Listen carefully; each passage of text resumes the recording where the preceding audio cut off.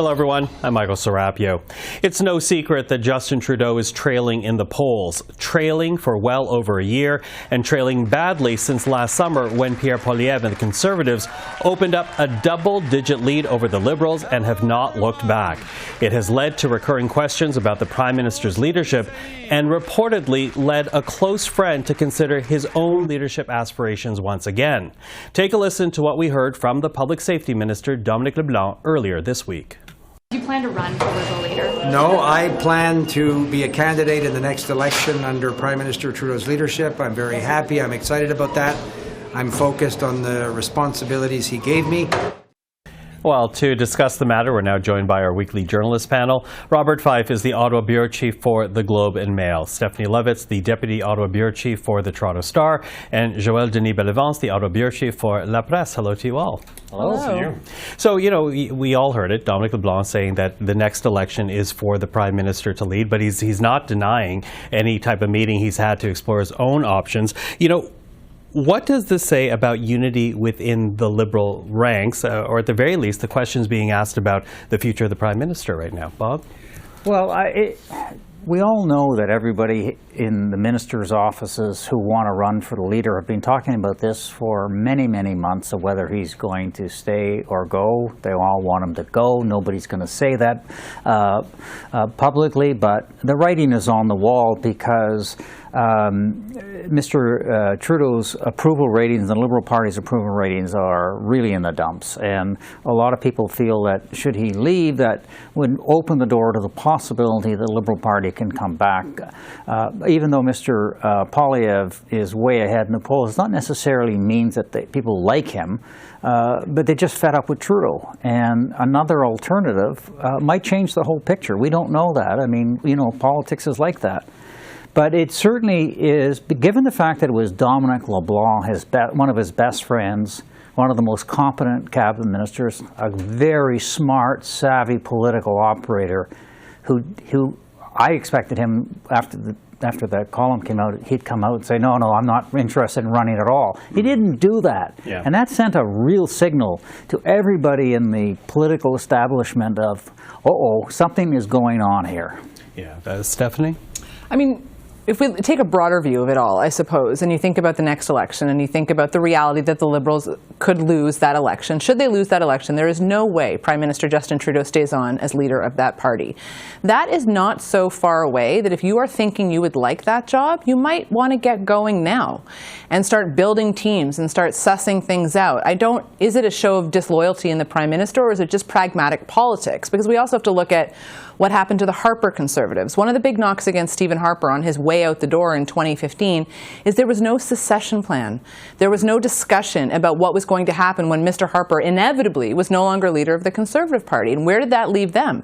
5 leadership races in 3 years is where it left them, and in the doghouse for a very long time among voters. Joël-Denis? Well, the talk of Dominic LeBlanc being interested in the leadership of the Liberal Party, I think will probably lead other candidates to maybe start thinking about it, or maybe organizing more openly about their ambitions. But we know that Mr. LeBlanc was interested in the past in the leadership of the Liberal Party, ruled it out once Mr. Trudeau decided to go. But it surely does leave the door open for the candidates to organize.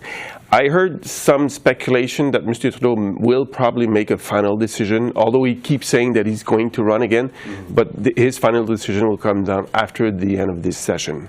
And then he will make a definite decision on his future. And if that's the case, that will leave enough time for Liberals to organize a leadership race, and probably, I'm assuming that Mr. LeBlanc will be part of the candidates who will be running. Yeah, because he's perfectly bilingual. I mean, he can go from French to English, and he would have some appeal in Quebec, and that's a key ingredient for the Liberal Party to limit the damage, if I may say, or rebuild after the next federal election. Yeah, listen, I'll try to get Dominic LeBlanc and an assessment of him in a moment. But, you know, it is one of these things where I kind of wonder what is the debate happening right now with the Prime Minister, because the Liberals have been trying to amend their agenda to reflect, why people are turning to the Conservatives, most recently with this budget, turning to Gen Z and millennials. I was going to say Gen X for my people, but Gen Z, tried to turn it over.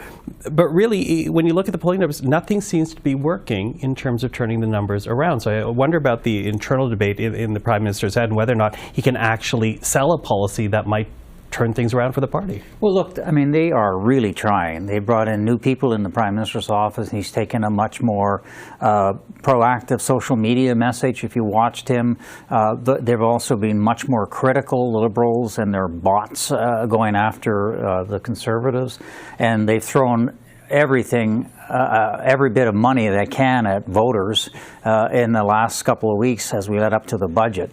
And so I think the thinking within the Prime Minister's office is, let's see how much we can chip down that strong lead by the Conservatives. The hope is to chip it down 5 points a month if they can try to bring them down. But I don't think that's going to necessarily work.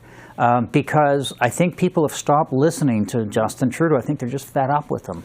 And also the budget, it's got some good measures in it, but now we're starting to see a lot of real serious criticism about it from people who are affected by it.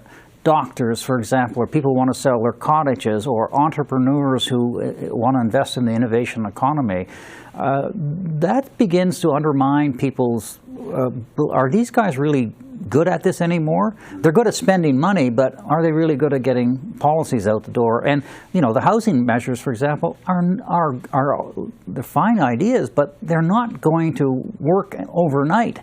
So, I just think that I think voters are fed up with Mr. Trudeau, and he's got to make a decision to think about the party rather than himself. Yeah, and too, that I remember when the Liberal had their caucus in London, Ontario, I was wondering how good are they at reading the public opinion anymore? Because going in, they said, everyone cares about the environment, and leaving, it's all about housing. So what do you think about the discussions happening right now as to whether or not they can continue to sell policy and turn things around? Well, there's two ways of looking at it. I suppose that all politics at the end, like the policy that comes out of politics, ought to be in response to the electorate, right? It ought to be in response to what people are saying they need from the government. The question is, do people with this suite of ideas in front of them from the Liberals, is that enough for them? Is that enough to say, okay, you know what, I believe it, you do in fact have my back, you are looking out for my best interest? Or, as Bob says, are they just done caring, done trusting, done listening? All the pollsters, I think, were unanimous in saying this is a change election coming down the pipe. It just is. The Liberals will have been in power 10 years. No governments really last that long. It doesn't matter how much you throw at this. And so for the Liberals, and I think we all hear the same thing, they're pinning a lot of hopes in things outside of their control, right? They're hoping that interest rates come down. They're hoping that they can scare people off of Pierre Poilievre and his Conservative Party. They're to some degree hoping that people wake back up to the necessity of dealing with climate change in a meaningful way. How they sell a consumer price on carbon on that anymore, I don't know that they can. But they're just banking, I think, on, okay, well, if an election were held today, it is X. The election will not be held today. It will be held in 2025 at the earliest. Joël-Denis? The other thing that is, I think, an element to consider is that Mr. Trudeau has lost all provincial allies. And the last one standing was the provincial premier of Newfoundland and Labrador. There's, although the BC premier is an NDP, but I think he's an ally, Mr. Trudeau. But, it's a difficult one because everybody's throwing stones at him, even provincial premiers, and that's happening in the House of Commons, and more you will see the NDP here, the political ally of the Liberals, doing the same thing. So Mr. Trudeau might be thinking that he's the best one to sell the Liberal message, but you've got so many people throwing stones at you, people can't hear you because you're saying ouch all the time.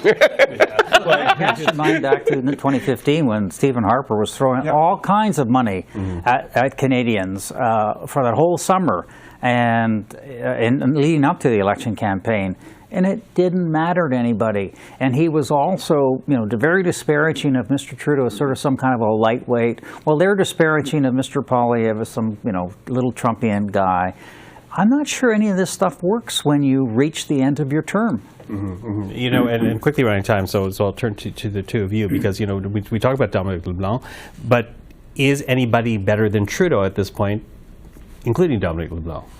No. I mean, not necessarily. You could argue that there are people who are thinking about running for leadership that are bad communicators, that don't know how to work a room or a crowd, don't appear to be responding with people. I mean, say what you will about Mr. Trudeau, he's an excellent retail politician. You still need that skill, even with all the social. You need to be able to get out into a crowd and work them up. And I think that he still excels in that. When he gets that fight, that spirit going, he can motivate and animate people in a way that, I mean, it's possible Monsieur LeBlanc could do that with his sort of winsome charm that he sometimes displays and sharpness, but not anyone is better than Justin Trudeau. It's the question of the Liberal Party, to some extent, figuring out who would work in place of Justin Trudeau. And I think the thing goes also within the Liberal ranks that if we elect a new leader now, will we sacrifice our new leader for nothing? And that's one of the element that the Liberals are thinking about. Do we have, if we have a new leader, will that leader do better, or are we going to the slaughterhouse with a new leader and it won't change anything? So that's part of the thinking that is going on, and we'll see. Mr. Trudeau still has some months to go, but I'm told that after this session, the big thinking will start for real. Yeah, and I think part of that is the fact that no one expected them to win a majority government back in 2015 either. They were meant to be second before first. Last answer from you on the same thing. Do you think anyone is better than Trudeau, or is he? No, I agree with Stephanie that Trudeau is the better candidate, and he's a very good retail politician, and he has charisma, but it's run out. But there are people like Francois-Philippe Champagne who can come in here and, hello, you guys! He's like a little Chrétien, right? So, don't discount him. I mean, Mélanie Joly is very warm personality. She's good as a politician in a room. She has different personalities, but it doesn't mean that he can be the salvation. We don't know what would happen when an election, if Mr. Trudeau leaves, because all of a sudden all the attention is paid by journalists in the country on who is going to be the next Liberal leader, and when they come in, there's usually a honeymoon period of time unless they really screw up, and that can change the whole dynamics of an election campaign. So, I've seen this before, so let's wait and see if Mr. Trudeau walks the plank or decides to hang in and fall in the water. Bob, Stephanie, Joël-Denis, thank you for this. Thanks. Thank you, Michael. Thank you.